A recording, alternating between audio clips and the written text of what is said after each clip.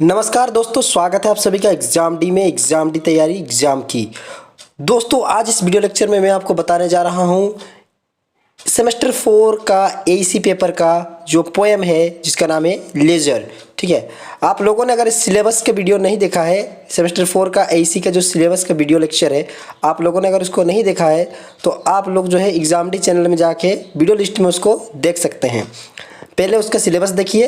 उस सिलेबस में मैंने इस कविता के बारे में बताया है, इसके अलावा इसमें बहुत सारे पोएम्स हैं जिनको मैं बताऊंगा। तो अभी मैं जो इस पर डिस्कस करने जा रहा हूँ वो पोएम है लेजर। ठीक है, इसके बारे में इसमें जो पोएम है वो क्या है, किस तरीके से बताया गया है, उसका अर्थ क्या है, ठीक है, सारी चीज़ें बताऊँगा। पूरा वीडियो देखिएगा और यहाँ पर ध्यान से देखिएगा कि इसका मतलब क्या है।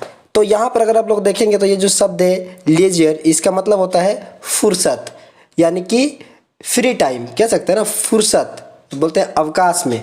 तो जब जो फुर्सत है उसी को हम लोग यहाँ पर जो है कवि ने लिखा है लेजर। ठीक है, फुर्सत। अब यहाँ देखिए कि फुर्सत का समय निकालना बहुत ज़्यादा मुश्किल समय है आज के समय में, इसलिए कवि ने इसको जो है लिखा है और ये बताया है कि ये कविता में लेजर में कौन कौन सी बातें बताई जा रही है। तो चलिए पहले हम लोग कवि के बारे में जान लेते हैं, फिर उन्होंने जो लिखा है उसको समझते हैं। तो कवि के बारे में जानेंगे तो सबसे पहले कवि हैं हमारे विलियम हेनरी डेविस, यानी कि आपके पोएम में उनका लिखा रहेगा नाम WH और उसके बाद लिखा रहेगा डेविस, WH डेविस, यानी पूरा नाम क्या हो गया, विलियम हेनरी डेविस। इनका जन्म कब हुआ था? तो इनका जन्म हुआ था 13 जुलाई 1871 में और इनका डेथ कब हुआ था? 26 सितंबर 1940 में। इनका जो प्रमुख रचनाएं हैं वो आपका है पहला वाला the autobiography of super tramp और दूसरा जो कि हम लोग पढ़ेंगे अभी लेजर यानी फुर्सत। तो आइए पढ़ते हैं लेजर यानी फुर्सत कविता। तो यह है इसका फर्स्ट लाइन। अब पढ़ते हैं इसके बारे में, यहाँ पर क्या लिखा है। What is this life if full of care we have no time to stand and stare। यानी यदि यह जीवन चिंता से भरा हुआ हो और हमारे पास ठहर कर देखने का समय ना हो तो ऐसा जीवन क्या ही जीवन है। कवि कहना चाहता है कि यदि हम जीवन में केवल भागदौड़ और चिंताओं में उलझे रहते हैं और प्राकृतिक सुंदरता या छोटे छोटे आनंदों को देखने और अनुभव करने का समय नहीं निकालते तो हमारा जीवन अधूरा और निरर्थक सा हो जाता है। आगे बढ़ते हैं। अगला जो इनका लाइन है वो है no time to stand beneath the bough and stare as long as sheep और काउज। तो यहाँ पर है बताया गया है कि हमारे पास समय नहीं है कि हम पेड़ों की शाखाओं के नीचे खड़े होकर उतनी देर तक प्रकृति को निहारें जितनी देर तक भेड़ें या गायें देखती है। तो यहाँ कवि जो है फुर्सत के पल के बारे में बात कर रहे हैं कि जिस प्रकार जानवर किसी चीज़ को बहुत देर तक निहारते हैं बिना किसी लक्ष्य के, वो बात यहाँ बताई जा रही है जो कि इंसानों में धीरे धीरे खत्म होने के कगार पे है। अर्थात आधुनिक जीवन की भागदौड़ में हम प्रकृति की सुंदरता का आनंद लेना भूल जाते हैं। कभी हमें याद दिलाते हैं कि हमें अपने जीवन में ठहराव लाना चाहिए और प्रकृति की छोटी छोटी खुशियों को सराहना चाहिए। आगे बढ़ते हैं। आगे वे लिखते हैं कि no time to see when woods we pass where squirrels hide their nuts in grass. मतलब जब हम जंगल से गुजरते हैं यानी जंगल के करीब से गुजरते हैं तो हमें जंगल को देखने का समय भी नहीं मिलता जहाँ गिलहरियाँ घास में अपने नट्स छुपाती हैं। देखिए इस पंक्ति का अर्थ है कि हम अपनी व्यस्त जीवन शैली में इतने उलझे हुए हैं कि हमें प्रकृति की छोटी छोटी सुंदरताओं को देखने का भी समय नहीं मिलता। गिलहरियों का घास में अपने नट्स छुपाना एक साधारण लेकिन खूबसूरत प्राकृतिक दृश्य है जिसे हम अनदेखा कर देते हैं। यह पंक्ति जीवन की आपाधापी और प्रकृति की अनदेखी पर जोर देती है। कवि के अर्थ को समझते जाइएगा। अगला वो कहते हैं no time to see in broad daylight streams full of stars like skies at night. चमकते दिन के उजाले में देखने का समय नहीं है रात के आकाश जैसे तारों से भरी नदियों को। कितनी महत्वपूर्ण बात कही है।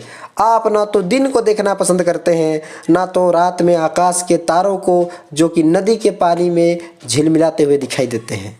इसका अर्थ है कि आज के व्यस्त जीवन में लोग प्रकृति की सुंदरता को देखने, उसकी सराहना करने का समय नहीं निकाल पाते। जैसे कि दिन में बहती नदियों में चमकते हुए तारे जैसी झलक को देखना। ठीक है, इस प्रकार से बताते हैं। आगे है, no time to turn at beauty's glance and watch her feet how they can dance. सुंदरता की एक झलक देखने का भी समय नहीं और ये देखने का भी अवसर नहीं कि उसके चरण कितनी सुंदरता से नृत्य कर सकते हैं।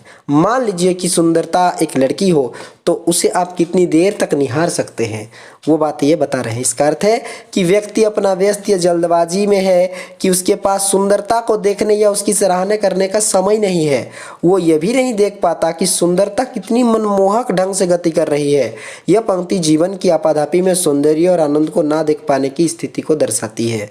आगे है, no time to wait till her mouth can enrich that smile her eyes begin.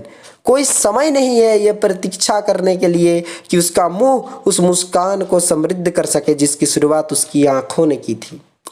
यह पंक्ति इस विचार को व्यक्त करती है कि उसकी आंखों में जो मुस्कान झलक रही है वो इतनी सुंदर और इतनी गहरी है कि उसके होठों से व्यक्त होने की प्रतीक्षा करने की आवश्यकता नहीं है, यानी आंख ही उस सुंदरता को सामने ला दे रही है।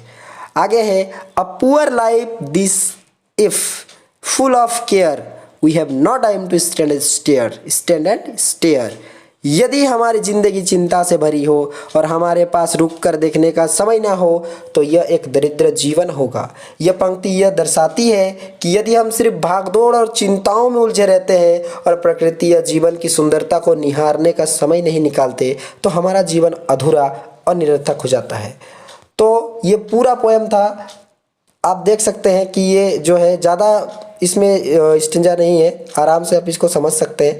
पहला वाला ये रहा आपका, what is this life if full of care we have no time to stand in stair.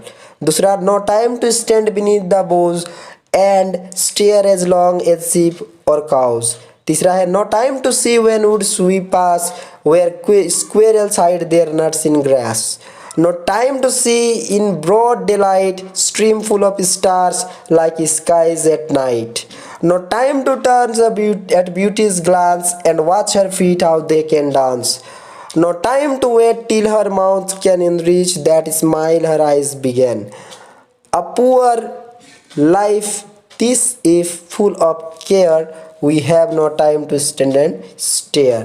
तो आप देख सकते हैं कि यहाँ पर जो है ये पूरी कविता को मैंने आपको समझा दिया है। उम्मीद करता हूँ कि आपको ये कविता पसंद आई होगी और आप लोगों ने इसको समझा होगा।